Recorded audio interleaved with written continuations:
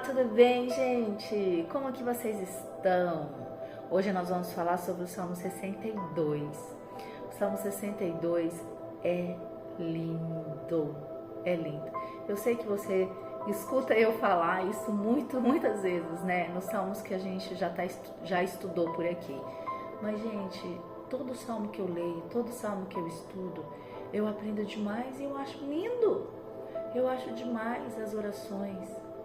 Sabe, as orações que Davi fez, as canções que ele fez. E esse daqui não fica para trás não, é lindo.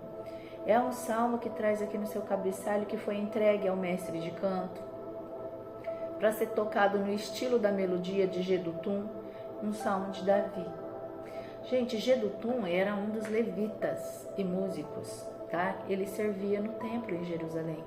Ele era responsável por um grupo de músicos e cantores. O uso dessa expressão aqui, Jedutum, indica que o salmo ele deveria ser interpretado, executado, conforme um estilo musical associado a Jedutum, entendeu? Os salmos eles eram frequentemente usados em adorações e cerimônias religiosas, né?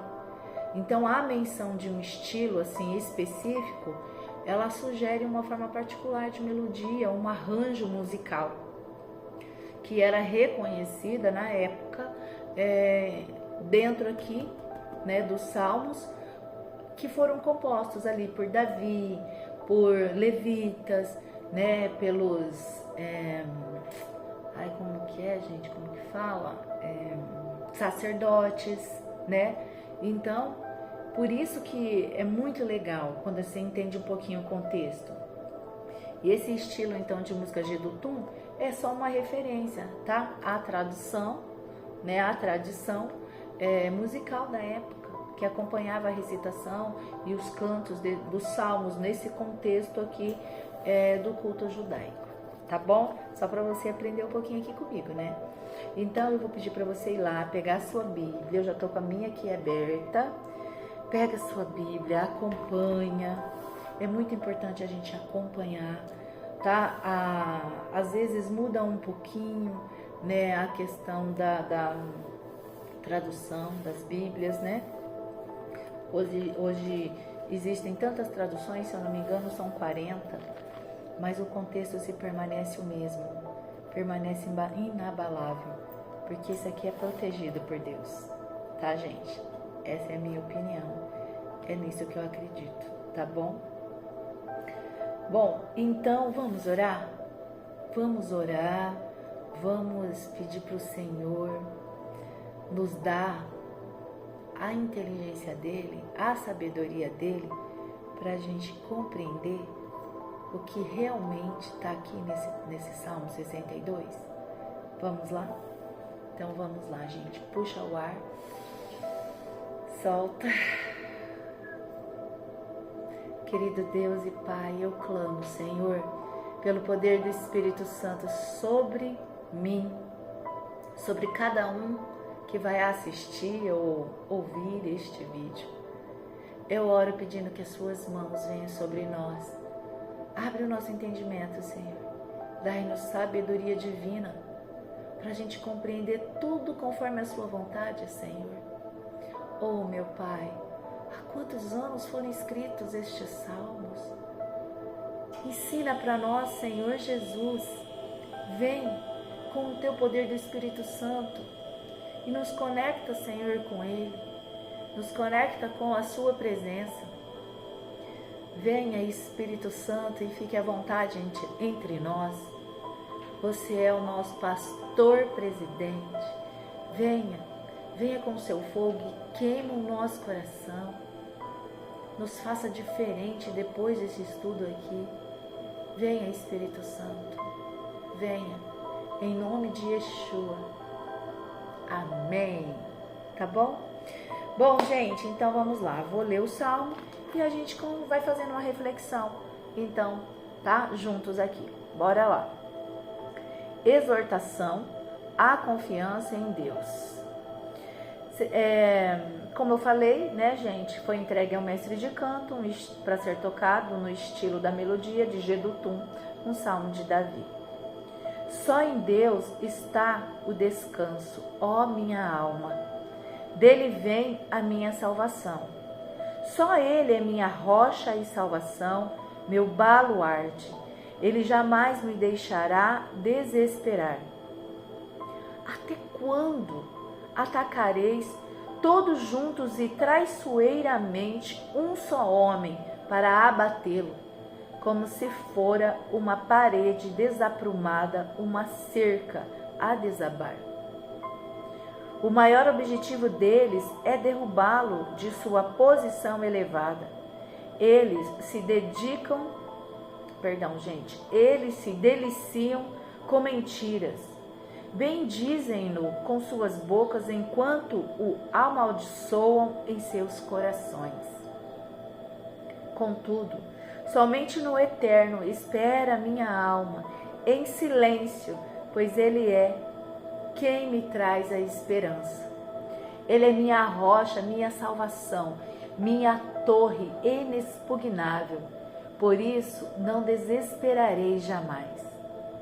A minha salvação e a minha honra dependem somente de Deus. Ele é a rocha da minha fortaleza, a segurança do meu abrigo. Confia sempre em Deus, ó povo meu. Perante sua presença, derrama todo o coração. Ele é o nosso refúgio seguro. Vãs são as palavras dos homens. Mentirosas são as afirmações dos poderosos. Colocadas todas juntas numa balança, nada pesam. Não depositem na opressão vossa confiança, nem no estelionato a esperança. Ainda que prosperem, não lhes deis a atenção. Uma vez declarou Deus, e duas lições ouvi: o poder pertence a Deus, e a bondade é tua, ó Eterno, pois tu recompensas o ser humano conforme seus atos. Uau, não falei? Não falei para você que era lindo? Não te falei que era lindo? Então agora, olha para o seu coração. Veja como que está o seu coração. O Senhor, Ele conhece o nosso coração. Esse salmo, ele, como muitos outros salmos, é uma canção de louvor, é um poema de oração. Acredita-se que Davi escreveu este salmo em um momento de angústia ou perseguição, como sempre, refletindo sobre a sua dependência de Deus como a sua rocha e salvação. Porque ele sempre colocou assim Deus, ele sempre colocou Deus assim na vida dele. Davi, ele enfrentou muitas adversidades ao longo da vida dele. Isso está aqui estampado nos salmos que nós já estudamos, incluindo as perseguições por Saul, rebeliões de seus próprios filhos. Por isso que este salmo, gente, se torna especialmente relevante, sabe? Para a gente aprender com ele em relação às experiências que o nosso coração vem guardando, as coisas que nós estamos fazendo. Ele traz a gente a pensar, não é verdade? Davi, ele fala sobre a confiança em Deus, aqui no verso 1 ao 2, do 1 ao 2, ele declara e ele afirma que somente em Deus a gente encontra descanso e salvação. Por isso que esse salmo, ele começa e termina dando ênfase na segurança que a gente só encontra em Deus. Davi, ele enfatiza aqui pra gente que a salvação e a proteção vem somente do Senhor. Diante de tudo, você viu o que ele está falando aqui, ó, das pessoas falsas, dos falsos, que fica bajulando ele, que na frente está bajulando, mas por trás está soltando o seu veneno. Então, Deus vê tudo. Deus vê o nosso coração e o coração de quem está na nossa volta. Não se preocupe em relação a isso, tá? Então, aqui no verso 3 e 4, gente, ele está aqui e ele fala: Senhor, até quando até quando esse povo vai ficar fazendo isso comigo? Até quando eles vão ficar se juntando e me traindo, sabe? Me atacando, sabe, gente? Ele faz essas perguntas e nós precisamos entender que o inimigo, ele não desiste nunca. Nós podemos aprender, até com o diabo nós aprendemos, sabe por quê? Porque o diabo, ele sabe que ele já perdeu, ele sabe que ele já foi derrotado e mesmo assim ele não desiste nunca. E ele fica aí tentando levar o maior número de pessoas que ele puder com ele. Não se engane. Estamos enfrentando sim uma batalha. É uma batalha invisível, mas se você parar, você consegue ver? Ela acontece dentro da sua mente. A batalha da sua mente está aí. Muitas coisas te tirando de Deus e muitas coisas te levando para o mundão. Existem dois lados que te quer. Não esqueça disso. Começa a compreender as vozes. A voz de Deus é bem diferente. É bem diferente da sua, é bem diferente do mal. A voz de Deus vai te empurrar sempre para o que é certo, para o que é correto, para o que te leva a ser justo, para que te leva para a verdade, que te leva para ter paz, que te tira da zona de conforto muitas vezes também, certo? Por isso que aqui, gente, nesses versículos, a gente observa a traição e a opressão que ele enfrenta por parte dos inimigos. Então, esse versículo, ele fala que isso daqui também é temporário. É algo que vai passar, entendeu? Que vai passar como as pessoas, mesmo em posição de poder, que elas possam estar ali, elas são como uns vapores que não têm substância. Por quê? Ele fala aqui, ó, que até quando que ele vai enfrentar isso? Até quando? Sabe? Mas que quando se coloca toda a confiança nas mãos de Deus, quando você confia somente em Deus, Ele passa a ser a sua rocha. Ele passa a ser a sua rocha e salvação, que é o que está aqui no versículo 5 e 6. O versículo 5 e 6, gente, eles são centrais aqui deste salmo. São versículos centrais, tá? Porque ele expressa a confiança em Deus como um refúgio e fonte de segurança. Eu fiz uma anotação aqui sobre o versículo 5 e 6, como ele está descrito na Nova Versão Internacional, tá bom? Aqui, ó. Presta atenção lá, o versículo 5. Só em Deus, minha alma espera silenciosa, dele vem a minha salvação. No 6, somente ele é a minha rocha e a minha salvação. É a minha defesa, não serei abalado. Legal, né, gente? Legal, né? Muito legal.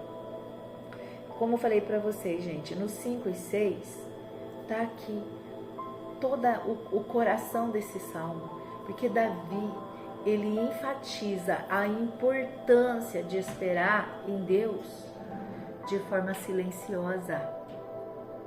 De forma silenciosa. Isso indica um estado de paz e confiança, onde a alma, ela não fica se agitando, ela não fica ansiosa, ela não fica desesperada, ela não fica tão preocupada, porque ela se entrega à esperança pela mão de Deus, porque Deus está no controle, Ele não perde controle nunca. A alma, gente, ela simboliza aqui o nosso ser interior. Ela reflete um profundo sentimento de dependência e confiança em Deus. A nossa alma, ela anseia por Deus. Ela anseia. Às vezes você não está entendendo o porquê você está se sentindo assim.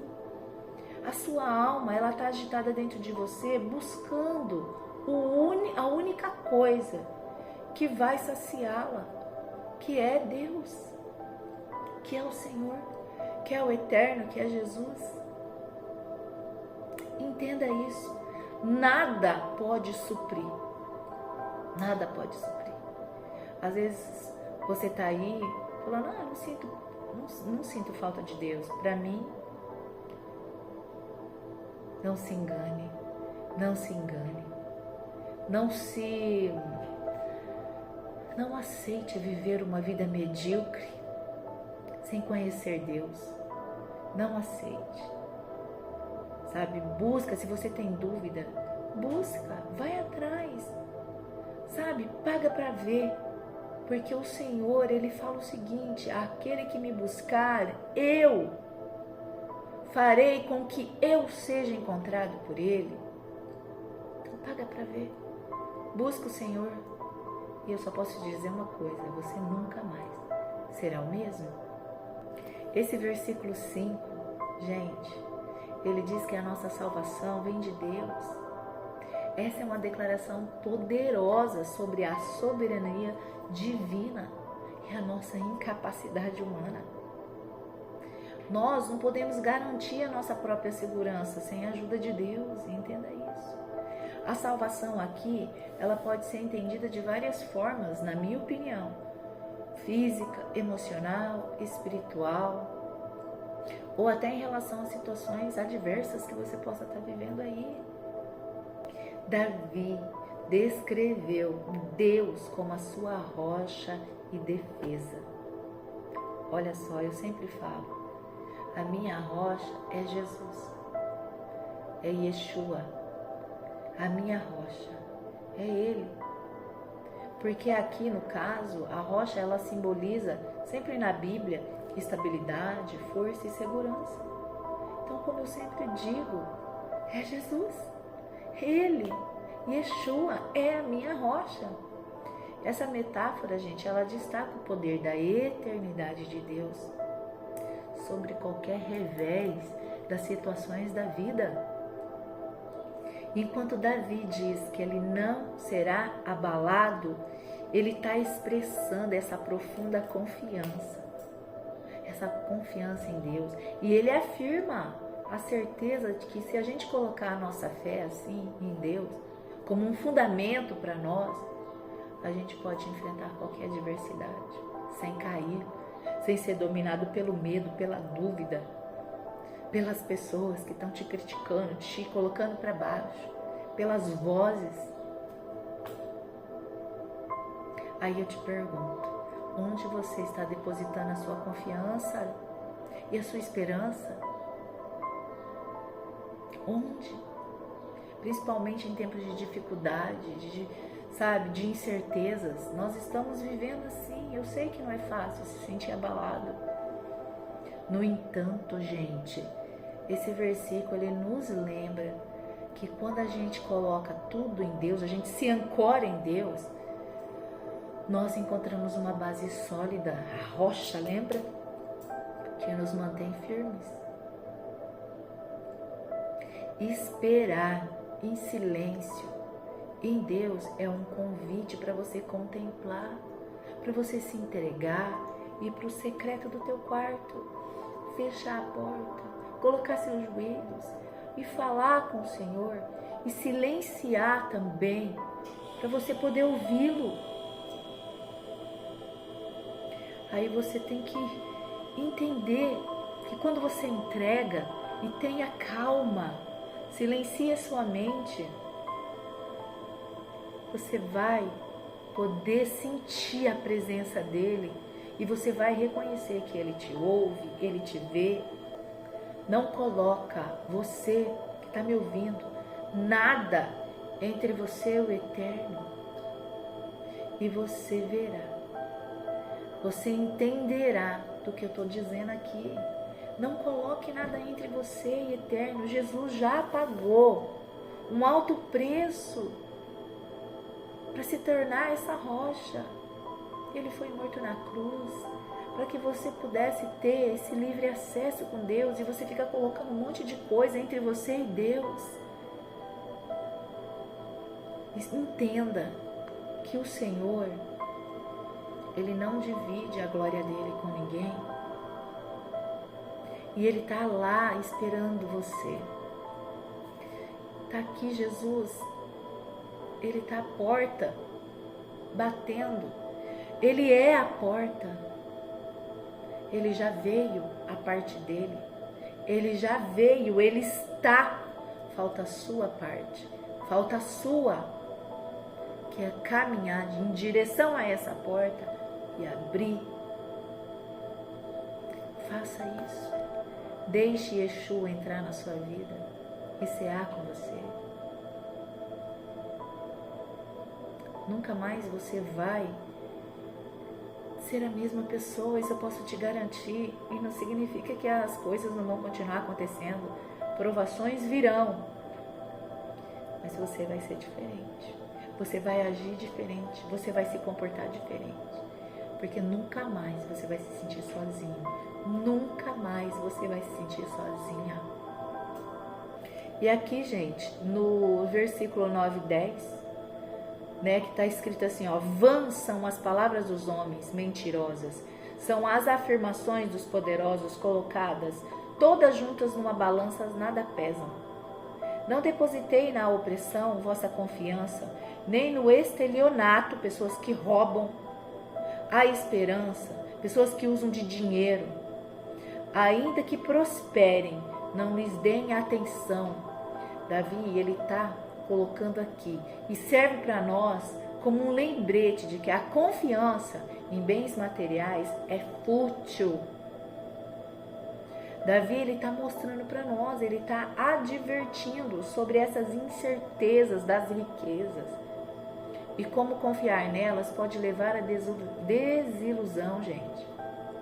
Não tem nada de errado a gente ter dinheiro, não tem nada de errado a gente prosperar. Isso é de Deus. Deus é o dono do ouro e da prata, mas é como você faz isso. É a confiança que você coloca nisso. É em que lugar o dinheiro tem atuado na tua vida. Primeiro o reino. Primeiro todas as coisas do alto. Depois todas as outras. Vem depois dele. Então, cuidado. Cuidado. Tá bom? E para fechar, o versículo 11 e 12, que para mim é uma declaração sobre o poder e a justiça de Deus. Então, esse versículo 11 e 12, gente, ele nos ensina que a nossa fragilidade e insegurança pode encontrar consolo e esperança quando a gente reconhece o poder de Deus, o poder soberano de Deus e a justiça dele, que é infalível. O poder de Deus, ele é uma fonte de segurança, porque ele é capaz de lutar por nós e garantir a nossa proteção. Ele pode, confia. E ao mesmo tempo, gente, a justiça de Deus nos lembra que as nossas ações têm consequências. Sim, por isso que ele fala tanto do coração aqui, ó. Tem consequências, sim. E isso, para mim, incentiva a gente querer viver de acordo com os princípios de Deus. Por quê? Você vai querer andar por aí com o teu coração pesado, carregado, levando um monte de raiva, levando um monte de gente que você não perdoa? Se liberta, libera essas pessoas. Coloca elas na mão de Deus, entrega o perdão, fica livre para você caminhar mais leve. Deixa o Senhor fazer a justiça dele. Ele sabe dos corações. A gente fechar essa combinação do poder, da justiça divina, está convidando a mim, está convidando a você a confiar plenamente em Deus, sabendo que Ele é tanto forte o suficiente para nos proteger, quanto justo também o suficiente para nos guiar. Gente, vamos fazer como Davi? Vamos se encorajar e buscar refúgio na presença de Deus, que é um abrigo seguro. E Ele é um juiz justo, tá bom? Então, não esqueça de compartilhar esse vídeo, pelo menos para aquelas pessoas que você sabe que precisam ouvir, depender da confiança de Deus. Um beijo, te vejo no próximo vídeo, tá bom? Tchau, tchau, gente!